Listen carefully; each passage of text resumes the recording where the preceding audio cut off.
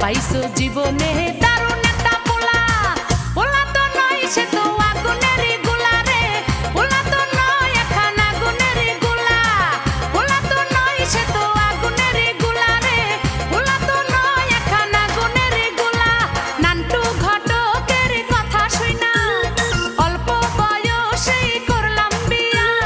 নান্টু ঘটকের কথা শুইনা অল্প বয়সেই করলাম বিয়া।